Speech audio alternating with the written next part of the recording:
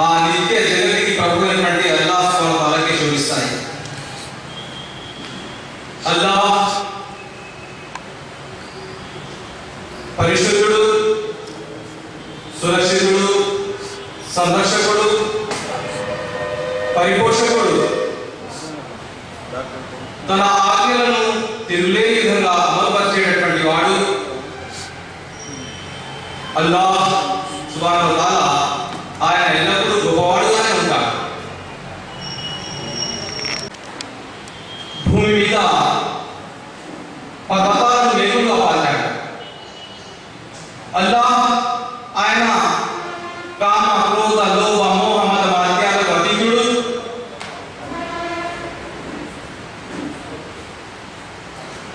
అదే ఆకాశాన్ని ఏ విధంగా నిలబెట్టాడు, అదే ఆకాశం నుండి ధారాపాతంగా వర్షాన్ని కురిపించి ఎండిపోయిన బీటలు వారి ఎటువంటి పనికిరానటువంటి మృత భూముల నుండి ఎన్నో రంగులు రుచులు కలిగినటువంటి ఆహార పదార్థాలను మొలగింపజేసి సమస్త జీవకోటి కొరకు ఆహార పదార్థాలను అందించేటటువంటి ఉత్తమ ఉపాధి ఆహార ప్రదాత అల్లాహ్ సుబ్హానహు వ తఆలా. సృష్టికర్త అయినటువంటి అల్లాహ్ ఈ సృష్టి వ్యూహాన్ని రచించిన వాడు. మరి మానవాళిని సృష్టించి బ్రతుకు జీవుడా అని ఇట్టే గది లేకుండా మానవాళిని సన్మార్గం కొరకు తన యొక్క ప్రవక్తలను, సందేశహరులను ప్రతి యుగంలో ప్రతి జాతిలో పంపుతూ వచ్చాడు. ఆ ప్రవక్తల పరంపరలో చిట్ట చివరి అంతిమ ప్రవక్త, విశ్వ కారుణ్యమూర్తి, విశ్వ విఖ్యాత, సార్వభౌముడు, ప్రపంచ విప్లవాల్లో అద్భుత విప్లవోద్యమాన్ని లేవదీసిన నేటి యోధుడు, కాలగతిని మార్చి వేసిన శూరుడు,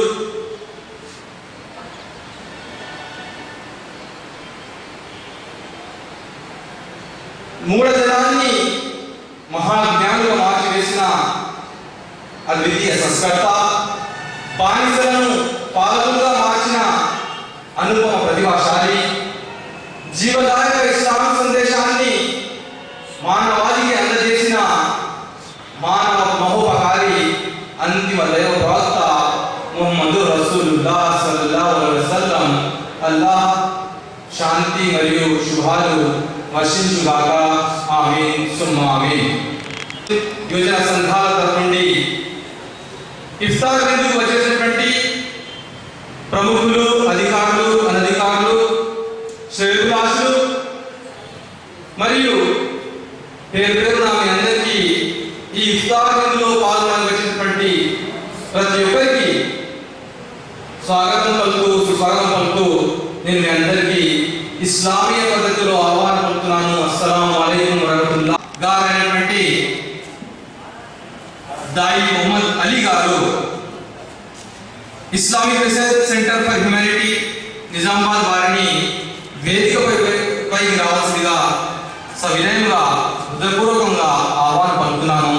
వారు వేదికపై రావాల్సిందిగా కోరుతున్నాను.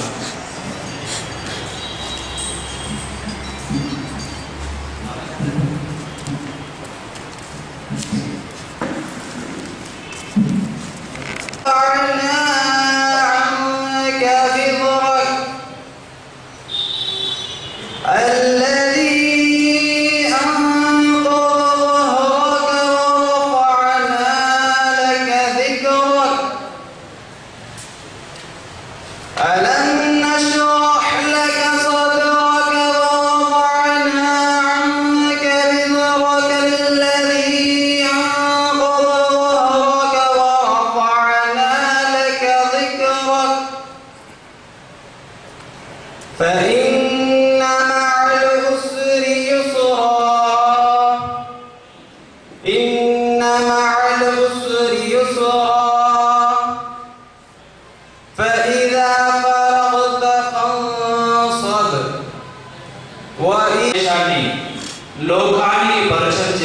చేసినటువంటి మానవుల మహోపకారి, కారుణ్యమూర్తి, హృదయాల విజేత అయినటువంటి ప్రవక్త ముహమ్మద్ సల్లల్లాహు అలైహి వసల్లం గారిపై అల్లాహ్ యొక్క శాంతి శుభాలు దీవెనలు వర్షించుగాక. ఈరోజు ఈ ఇఫ్తార్ విందులో హాజరైనటువంటి హిందూ, ముస్లిం మరియు క్రైస్తవ సోదరులందరికీ మరియు ఈ ఇఫ్తార్ విందును ఏర్పాటు చేసినటువంటి కొరుట్ల పట్టణ ముస్లిం సహోదరులందరికీ నేను ఇస్లామిక్ పద్ధతిలో ఆహ్వానిస్తున్నాను. అస్సలాము అలైకుం వరహ్మతుల్లాహి వబరకాతుహు.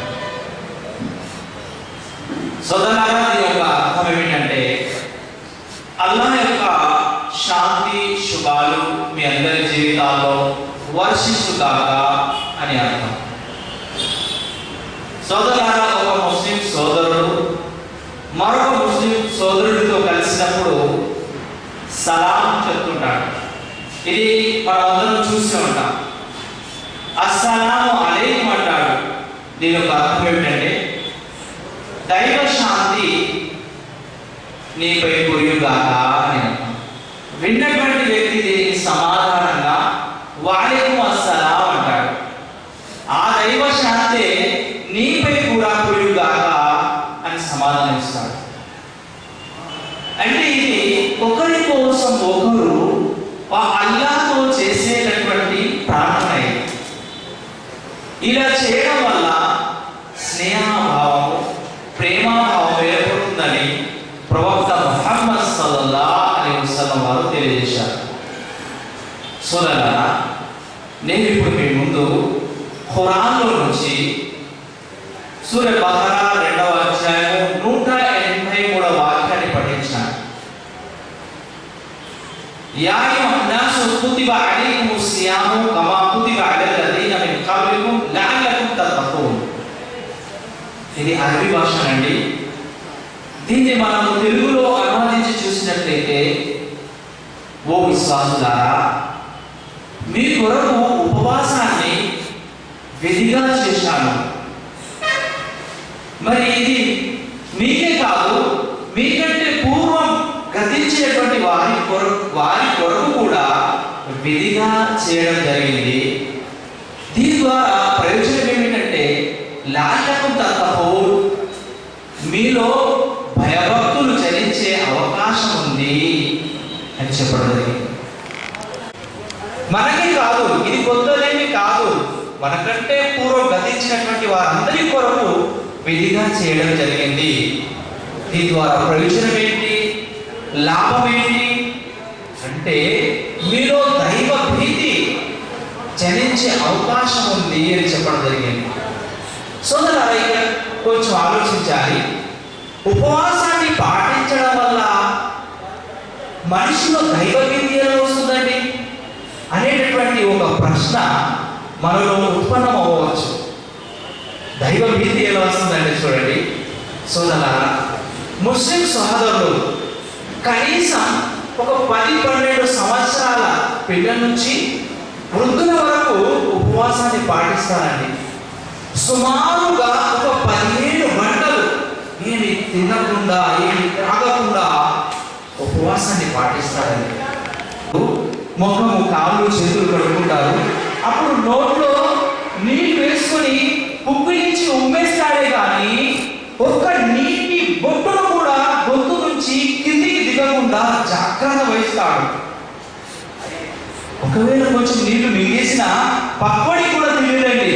అయినా కానీ ఒక నీటి చుక్క కూడా గొంతు నుండి కిందికి దిగకుండా జాగ్రత్త వహిస్తాడు. ఎందుకంటే ఎవడు చూడకున్నా నన్ను పుట్టించిన వాడు ఒకడు ఉన్నాడు. ఆయన సమస్తం చూస్తున్నాడు, సమస్తం వింటున్నాడు. నేను చేసేదంతా రికార్డ్ అవుతుంది. నాకు ఒక రోజు ఆయన ముందు లెక్క చెప్పుకోవాల్సి ఉంది. నేను ఆయన పేరు మీద ఉపవాసాన్ని పాటించాను అనేటటువంటి భావన, ఈ ఆలోచన అతనిలో ఉత్పన్నమవుతుంది. ఇలాంటి భావన అతనిలో ఉత్పన్నమవుతుంది.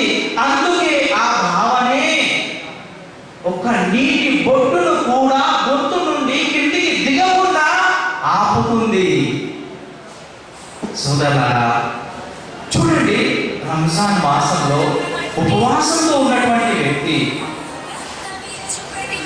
హలాల్ చేయబడ్డటువంటి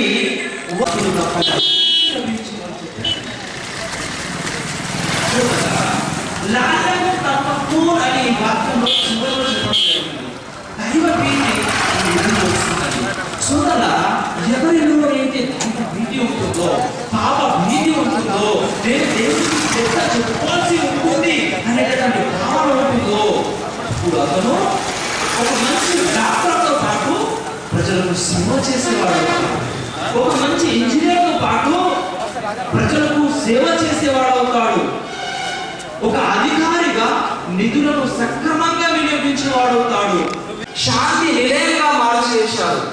ఇంతటి అగ్నిహోత్రులైనటువంటి అరబ్ ప్రజలకు ఆత్మ నిగ్రహాన్ని ప్రతిపాదించారు. చివరికి వారు యుద్ధ రంగంలో కూడా ప్రార్థనలు చేసేవారిగా మారిపోయారు. ఇంత మార్పు కేవలం 23 సంవత్సరాల్లోనే ఎలా వచ్చిందండి అంటే వారిలో దైవ భీతి వచ్చేసింది. మేము నలుగురిలో ఉన్నా, ఏకాంతంగా ఉన్నా, ఒంటరిగా ఉన్నా, జన సమూహంలో ఉన్నా, వెలుగులో ఉన్నా, చీకట్లో ఉన్నా, పుట్టించిన వాడు ఒకడు ఉన్నాడు. ఆయన సమస్తం చూస్తున్నాడు. నేను చేసేదంతా రికార్డ్ అవుతుంది. ఆయన ముందు నాకు ఒక రోజు లెక్క చెప్పాల్సి ఉంటుంది. ఖురాన్ అనే పదం వినగానే ఇది ముస్లింల గ్రంథం అండి అనేటటువంటి ఒక ఆలోచన, ఒక భావన మనలో ఉంది. కొంతమంది ముస్లింలు కూడా అంటారండి ఇది హమారా ఖురాన్ అని అంటారు. కానీ సోదరులారా, ఈ ఖురాన్ గ్రంథంలో 30 ఖండాలు ఉన్నాయండి, 114 అధ్యాయాలు ఉన్నాయి, 6236 వాక్యాలు ఉన్నాయి. మనం పూర్తి ఖురాన్ని పరిశీలించినట్లయితే ఖురాన్ ఒక్క వాక్యం కూడా లేదు ఇది కేవలం ముస్లింల గ్రంథం అని, ఇది ఒక మతానికి సంబంధించినటువంటి వారి గ్రంథం అని, ఒక దేశానికి ఒక ప్రాంతానికి సంబంధించినటువంటి వారి గ్రంథం అని పూర్తి ఖురాన్లో ఒక్క వాక్యం కూడా లేదు. కానీ సూరే బహరా 2వ అధ్యాయము 180వ వాక్యంలో తెలియజేయడం జరిగింది. షహరు రంజాన్ అల్లజీ ఉంజిల ఫీహిల్ ఖురాన్ హుదల్ లిన్నాసి వ బయ్యినాతిన్ మినల్ హుదా వల్ ఖురాన్. ఈ ఖురాన్ అవతరించినటువంటి నెల రంజాన్ నెల. మరి ఈ ఖురాన్ గ్రంథం మానప్పుడు మరి ఈ ఖురాన్ గ్రంథం ప్రపంచ మానవులకు ఇచ్చేటటువంటి సందేశం ఏంటి కాస్త మనం పరిశీలించినట్లయితే చూడాలా, ఖురాన్లో యా అయ్యుహన్ నాస్, యా అయ్యుహల్ ఇన్సాన్ అని చెప్పడం జరిగింది. ఓ మానవులారా, ఓ ప్రజలారా అని ఈ విధంగా విశ్వజనీయమైనటువంటి సంబోధన ఈ ఖురాన్ గ్రంథంలో ఉందండి. మానవులారా అంటే ఎవరంటే కేవలం ముస్లింలేనా? కాదు కదా. మానవులారా అంటే అందరూ, సమస్త మానవాళిని ఉద్దేశించి ఓ మానవులారా అని చెప్పడం జరిగింది.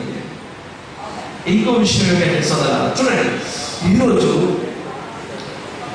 తరతరాల నుండి ప్రతి మనిషి హృదయంలో పేరుకుపోయినటువంటి ఒక అపోహ ఏమిటంటే వాళ్ళు వేరండి, వాళ్ళు ముస్లింలండి, మేము హిందువులు, వాళ్ళు క్రైస్తవులు, వాళ్ళు వేరండి, మేము వేరు, వాళ్ళ మతం వేరు, మా మతం వేరు, ఎవరి దేవుడు వారికండి, ఎవరు మతం వారికండి అనేటటువంటి ఒక భావన ఈరోజు మన సమాజంలో ఉందండి.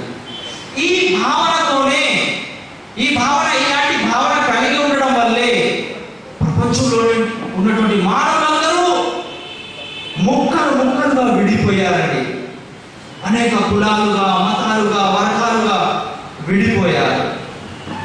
మరియు విడిపోవడమే కాకుండా మనం చూస్తున్నాం ఒకరి మీద ఒకరు పగ, ద్వేషం పెంచుకుంటున్నారండి. దీని కారణంగానే మన సమాజంలో విరోధాలు, విద్వేషాలు, వైషమ్యాలు సమాజంలో చోటు చేసుకుంటున్నాయి. సోదరులారా, మనం వేరువేరా? మనం వేరు కాదు. సోదరులారా,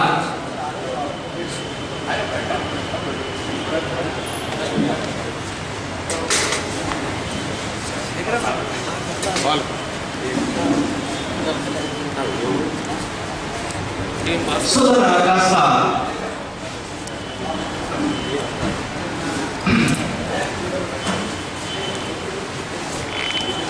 అనేటటువంటి ఇలాంటి భావన కలిగి ఉన్నారు. దీని కారణంగానే ప్రజలు అనేక కులాలుగా, మతాలుగా, వర్గాలుగా, సంఘాలుగా విడిపోయారు. విడిపోవడమే కాకుండా ఒకరి మీద ఒకరు పగా ద్వేషం పెంచుకుంటున్నారండి.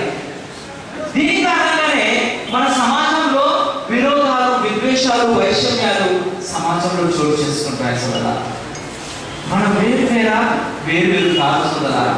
మనలో మంచి సంబంధం ఉంది, మనలో మంచి రిలేషన్ ఉంది, కానీ చాలా మంది దీన్ని గ్రహించడం లేదు సోదరా. ఆ సంబంధం ఏంటి అనేది నేను ఒక చిన్న ఉదాహరణ ద్వారా మీకు తెలియజేస్తాను. చూడండి సోదరా, ఒకడు చాలా బీద పరిస్థితుల్లో ఒక తల్లి నిస్సారమైనటువంటి ఏమనంటే హిందూ లైన్లో పుట్టి పెరిగినటువంటి బాబు ఒక హిందువుగా, ముస్లిం లైన్లో పుట్టి పెరిగినటువంటి బాబు ఒక ముస్లింగా, క్రైస్తవుల ఇంట్లో పెరిగినటువంటి బాబు ఒక క్రైస్తవుడుగా మారిపోయాడు. అయితే ఈ విధంగా కొంత కాలం గడిచింది. ఈ ముగ్గురు ఒక ఫంక్షన్ లో, ఒక సందర్భంలో కలవడం జరుగుతుంది. ఇక వీరికి తెలియదు, వీరికి జన్మనిచ్చినటువంటి తల్లిదండ్రులు ఒకరే అని ఈ విషయం వారికి తెలియదు. అక్కడ ఆ సందర్భంలో, ఆ ఫంక్షన్ లో వాళ్ళు పరస్పరము కొట్లాడుకుంటున్నారు. నేను వేరు, మీరు వేరు, నా మతం వేరు, మీ మతం వేరు అని పరస్పరం కొట్లాడుకుంటున్నారు. కానీ వీళ్ళ గురించి వాస్తవం తెలిసినటువంటి ఒక పెద్దాయన వచ్చి, నాయనా మీరు వేరు కాదయ్యా, మీకు జన్మనిచ్చినటువంటి తల్లి ఒకటేనయ్యా, మీరు వేరు కాదు, మీరు అన్నదమ్ములు అని జరిగిన వాస్తవం అంతా ఆ ముగ్గురికి తెలియజేసినప్పుడు ఆ ముగ్గురు ఒకటవుతారు. వారిలో మంచి స్నేహభావం, ప్రేమభావం ఏర్పడుతుంది. ఖచ్చితంగా సోదరులారా, ఈరోజు వాళ్ళు హిందువులండి, వీళ్ళు ముస్లింలమండి, వాళ్ళు క్రైస్తవులండి, వాళ్ళు వేరు, మేము వేరు అని విడిపోయాం. కానీ మన దగ్గర ఉన్నటువంటి గ్రంథాలు చెబుతున్నాయి, నాయన మీరు వేరు కాదు, మీకు జన్మనిచ్చినటువంటి తల్లిదండ్రులు ఒకరేనయ్యా, మీరు వేరు కాదు అని మన గ్రంథాలు తెలియజేస్తున్నాయి. ఉదాహరణకి మనం ఖురాన్ గ్రంథాన్ని పరిశీలించినట్లయితే ఖురాన్లో సూర హుజరాత్ 49వ అధ్యాయము 13వ వాక్యం చూడండి. యా అయ్యున్నాస్ ఇన్నా ఖలఖనాకుం మిన్ జకరిన్ ఉన్సా వజఅల్నాకుం షుబహం వ ఖవాయిల లితారఫు ఇన్న అక్రమకుం ఇందల్లాహి అత్ఖాకుం ఇన్నల్లాహ అలీమున్ ఖబీర్. ఓ మానవులారా, నేను మిమ్మల్ని ఒకే పురుషుడు, ఒకే స్త్రీ నుండి పుట్టించాను, వీరందరూ ఒకే జంట సంతానము. మరి నేను మిమ్మల్ని జాతులుగాను, తెగలుగాను చేశాను ఎందుకు? మీరు ఒకరికొకరు పరిచయం చేసుకోవడానికి. వీళ్ళు మహారాష్ట్ర వాళ్ళండి, వీళ్ళు కేరళ వాసులండి, వీళ్ళు అరబ్బులండి, వీళ్ళు అమెరికా వాసులండి అని ఈ విధంగా పరిచయం చేసుకోవడానికి మాత్రమే, కానీ ద్వేషించుకోవడానికి కాదు, కొట్లాడుకోవడానికి కాదు. మరియు ఇన్న అక్రమం ఇందల్లాహి అత్ఖాకుం ఇన్నల్లాహ అలీమున్ ఖబీర్. వీళ్ళు అందరికంటే ఎక్కువ దైవ భీతి గలవాడే, అల్లాహ్ దృష్టిలో గొప్పవాడు అని చెప్పడం జరిగింది. ఇక్కడ ఒక మంచి హోదాలో ఉన్నంత మాత్రాన గొప్పవాడు కాదు, డబ్బు ఉన్నంత మాత్రాన గొప్పవాడు కాదు. ఎందుకంటే ఈ హోదా, ఆస్తి, ఐశ్వర్యాలు, భార్య, పిల్లలు ఇవన్నీ కూడా 4 రోజుల బంధాలు మాత్రమే. ఎన్ని కోట్లు సంపాదించినా, ఎన్ని కోట్లు ఖర్చు పెట్టి ఎంత పెద్ద బిల్డింగ్ కట్టుకున్న భార్యని, కట్టుకుంటున్న పిల్లల్ని, జన్మనిచ్చినటువంటి తల్లిదండ్రుల్ని, తోడబుట్టినటువంటి అన్నదమ్ముల్ని, అక్క చెల్లెల్ని, వీళ్ళందరినీ ఒక రోజు విడిచిపెట్టి వెళ్ళిపోవాల్సిందే. ఈ భూమి నాది, నువ్వు అడిగేస్తే నరికేస్తా అన్నవాడు ఇంతవరకు ఒక ఇంచు భూమి కూడా తీసుకెళ్ళలేదు. నీలో నుంచి ప్రాణం పోగానే నీ జేబులో ఒక 10 రూపాయలు ఉన్నా దాన్ని తీసేసుకుంటారు. కానీ ఇన్న అక్రమం ఇందల్లాహి అత్ఖాకుం ఇన్నల్లాహ అలీమున్ ఖబీర్. మీరు అందరికంటే గొప్పవాడు ఎవరంటే ఆ దైవానికి భయపడి ఆయన యొక్క ఆజ్ఞల ప్రకారం జీవితం గడుపువాడే గొప్పవాడు అని చెప్పడం జరిగింది. సోదరులారా, ఖురాన్లో మరియు ప్రవక్త వారు ముహమ్మద్ సల్లల్లాహు అలైహి వసల్లం తెలియజేశారు, కుల్లుకుం బనీ ఆదమ వ ఆదమ మిన్ తురాబ్. మానవులారా, మీరంతా ఆదం సంతానం, ఆదం మట్టి చేసి సృష్టించబడ్డాడని. సోదరులారా, మనం ఇప్పుడు హైదరాబాద్ గ్రంథాలను పరిశీలిస్తే 18 పురాణాలు ఉన్నాయి, 4 వేదాలు ఉన్నాయి, 108 ఉపనిషత్తులు ఉన్నాయి. భవిష్య పురాణం 3వ అధ్యాయం 8వ మంత్రం, బృహదారణ్యక ఉపనిషత్ 3వ కాండం 4వ సూక్తం 3వ మంత్రం,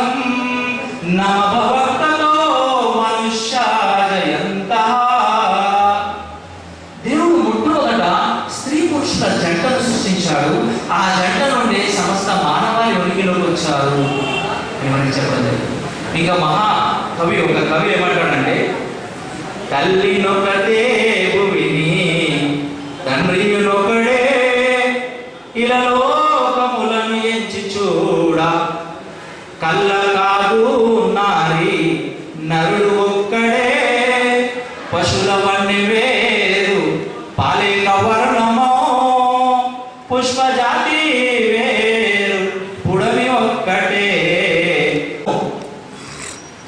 నారీ నరుడు స్త్రీ పురుషుల నుండి ఉనికిలో వచ్చినటువంటి వారు మీరందరూ ఒకే జన్మ సంతానము.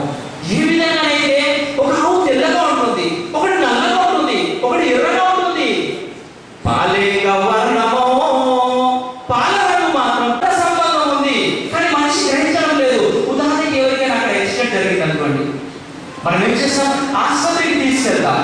ఆసుపత్రికి తీసుకెళ్ళిన తర్వాత డాక్టర్ అతన్ని పరీక్షించి, అరే ఇతనికి రక్తం విపరీతంగా వెళ్ళిపోయింది అని అన్నప్పుడు, అతనికి రక్తం ఎక్కించాలి అని అన్నప్పుడు, ఇతడు హిందూ కాబట్టి హిందువుల రక్తం తీసుకురండి అని ఏ డాక్టర్ అంటారా? ఇతడు ముస్లిం కాబట్టి ఇతడు ముస్లింల రక్తం తీసుకురండి అని ఏ డాక్టర్ అంటారా? ఎవరో ఒకరు వచ్చాడు, సార్ రక్తం ఇస్తాను సార్ అని అన్నప్పుడు, నీ కులం ఏంటి, నీ మతం ఏంటి అని ఏ డాక్టర్ అడుగుతారా? ఏం చేస్తాడు? బ్లడ్ టెస్ట్ చేస్తాడు, మ్యాచ్ చేయిస్తాడు. మనలో రక్త సంబంధం ఉంది, రక్త సంబంధికులం.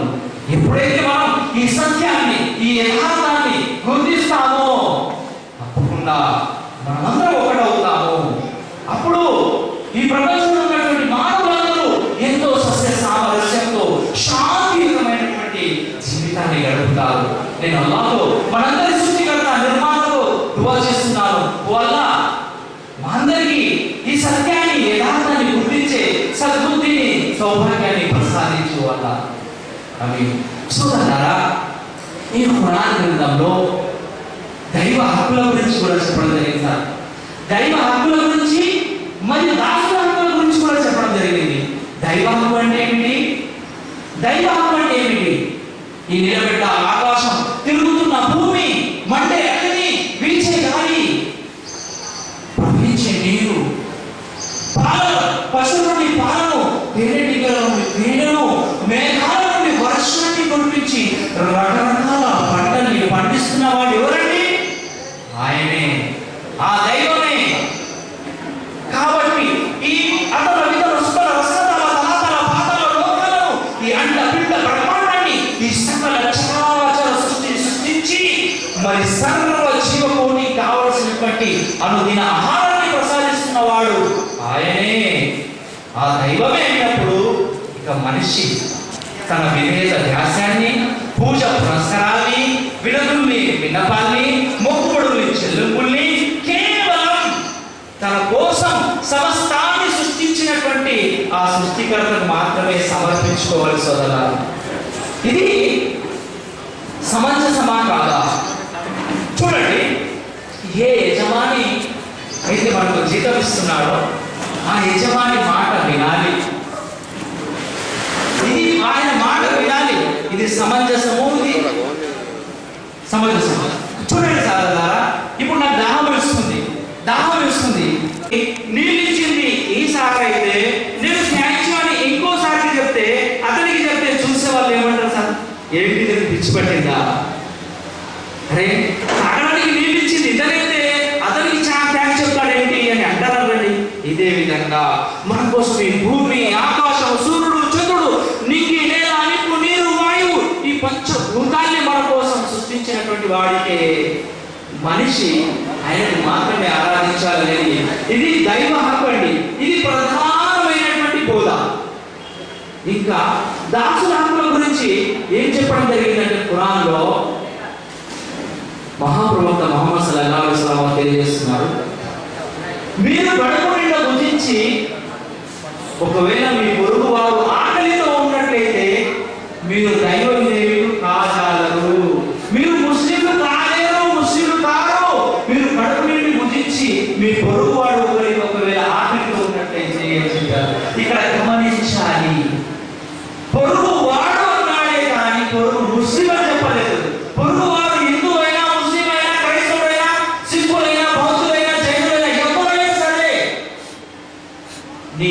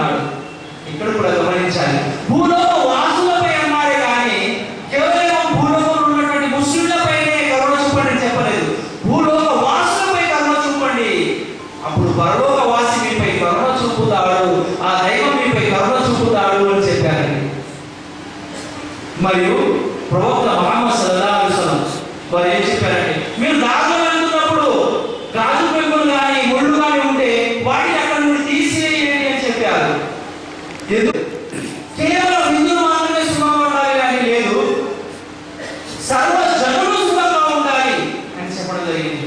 మానవ సేవయే మానవ సేవ అని చెప్పారు. మీరు మానవులకు సేవ చేయండి అన్నారు కానీ కేవలం హిందువులకే సేవ చేయండి అని చెప్పలేదు. మానవ సేవయే, మీరు మానవులకు సేవ చేస్తే దైవానికి సేవ చేసినట్టు అని మనకు ధార్మిక గ్రంథాలు బోధిస్తున్నాయి. బైబిల్లో కూడా చూడండి, మార్కు సువార్త 12:29 యేసు వారు తెలియజేస్తున్నారు, నిన్ను వలె నీ పొరుగు వారిని ప్రేమించాలి అని చెప్పారు.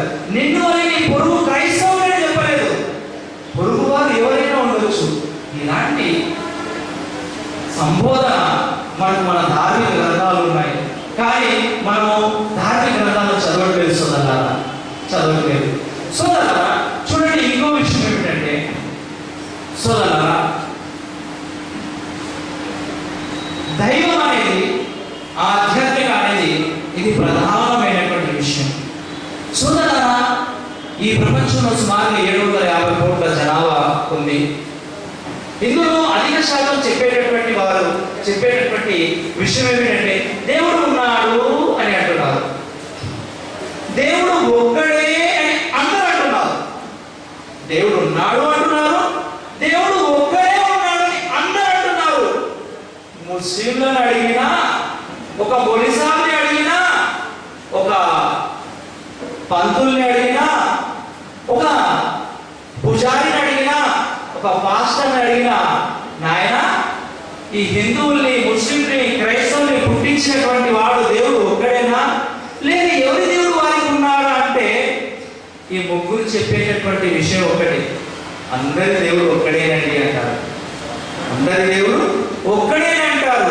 చూడండి, చదువురానటువంటి వ్యక్తి భావ్యా భూమి జనయన్ దేవ ఏకః, భావ్య అంటే ఆకాశం, భూమి అంటే ఇప్పుడు జనయన్ అంటే పుట్టించిన వాడు దేవ ఏకః, దేవుడు ఒక్కడే చెప్పట్లేదు. ఏక బ్రహ్మముఖ్య నాశన నేన నాశన ననస్తే కించన్, ఇది హైందవ వేదాంతం యొక్క బ్రహ్మసూత్రం. ఏ విధంగానైతే ఇస్లాంలో లా ఇలాహ ఇల్లల్లాహ్ ముహమ్మదుర్ రసూలుల్లాహ్ అని అంటారు, ఇది హైందవ వేదాంతం యొక్క బ్రహ్మసూత్రం అంటుంది. దేవుడు ఒక్కడే, రెండో వాడు తెచ్చుకోలేడు, దేవుడు ఒక్కడే అని చెప్పలేదు. సోదరులారా, సమయం అయిపోయింది. అల్హమ్దులిల్లాహ్, ఈరోజు మనకు ఆయన గురించి చర్చించుకునేటటువంటి భాగ్యాన్ని మనందరి నిర్మాత, సృష్టికర్త, పాలకుడు, పోషకుడు ఈ అవకాశాన్ని మనకు కల్పించాడు. అల్హమ్దులిల్లాహ్, ఈ కొరుట్ల పట్టణ ముస్లిం సోదరులు మీకు ఇఫ్తార్ విందులో ఆహ్వానించినందుకు, మీ యొక్క అమూల్యమైనటువంటి సమయాన్ని కేటాయించి ఇక్కడికి వచ్చినందుకు నేను కొరుట్ల పట్టణ ముస్లిం సోదరులందరి తరపు నుండి నేను మీ అందరికీ కృతజ్ఞతలు తెలియజేస్తున్నాను. మరియు ఓ అల్లా, ఓ దైవమా, మాకు కలిసిమెలిసి జీవించేటటువంటి సద్బుద్ధిని, సౌభాగ్యాన్ని ప్రసాదించు. అన్నదమ్ముల వలె కలిసిమెలిసి జీవించేటటువంటి సద్బుద్ధిని, సౌభాగ్యాన్ని మాకు ప్రసాదించు. మరి మాకు ఇహపర లోకాలలో సాఫల్యాన్ని ప్రసాదించు.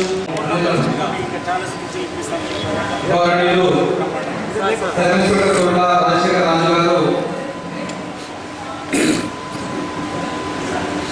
అదేవిధంగా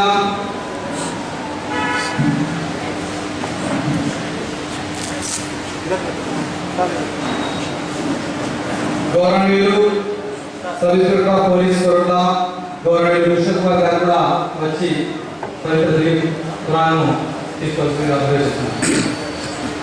అదేవిధంగా మాజీ ఎమ్మెల్యే వెంపల్లి గారు, కోమరెడ్డి రాము గారు కూడా వారికి దివ్య ఖురాన్ను బహుకరించాల్సిందిగా మోదీ గారు తీసుకొచ్చారు. అదేవిధంగా పండితులు రవీంద్ర సింగ్ గారు కూడా వచ్చి దివ్య ఖురాన్ను తీసుకోవాల్సిందిగా కోరుతున్నాను. అదేవిధంగా అన్న అనిల్ గారు, టీఆర్ఎస్ టౌన్ ప్రెసిడెంట్ కొరుడా గారు కూడా వచ్చి దివ్య ఖురాన్ను తీసుకోవాల్సిందిగా ఆలోచిస్తున్నాను.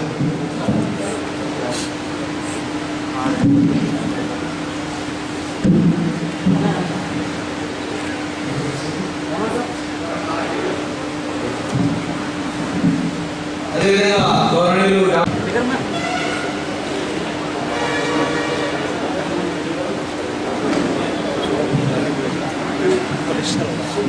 అదేవిధంగా పిఆర్ఎం కాలేజ్ యజమాని గారు పోతని ప్రవీణ్ గారు కూడా వచ్చి ఈ యోగాన్ని తీసుకోవాల్సిన నిర్ణయం చేస్తున్నారు. నిర్వహిస్తున్నాం.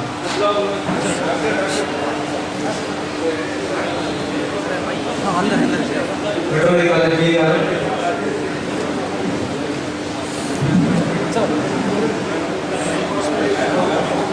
గవర్నమెంట్ డాక్టర్ మల్లికార్జున్ గారు కూడా వేదికకి వచ్చి ఈ విధంగా హృదయపూర్వకంగా ఆహ్వానిస్తాను.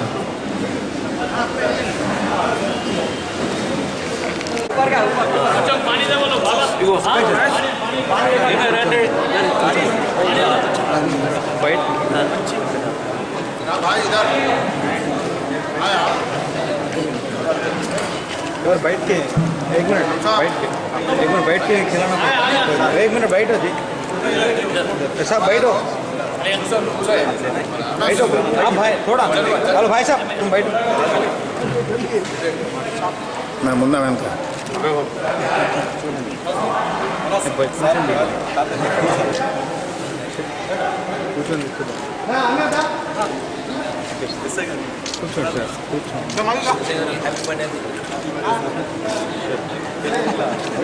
సార్ కూర్చోమని, కూర్చోండి సార్, కూర్చోండి ఒక ఫోటో ఒకసారి లాంగ్ షాట్ ఇది ఇదే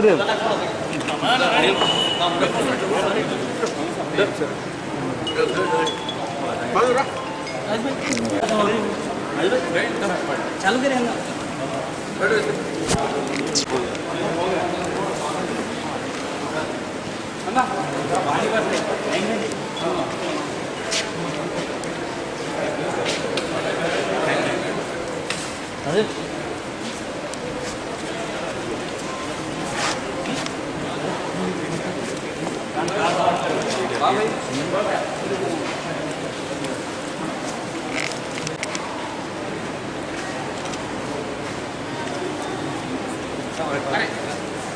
अरे यार अरे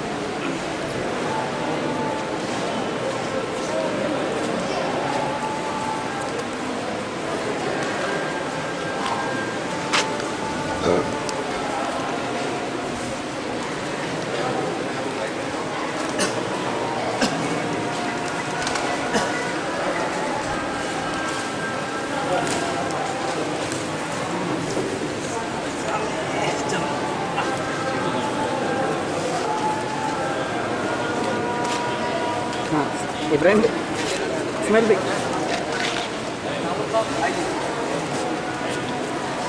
अच्छा खिला चले लिया भाई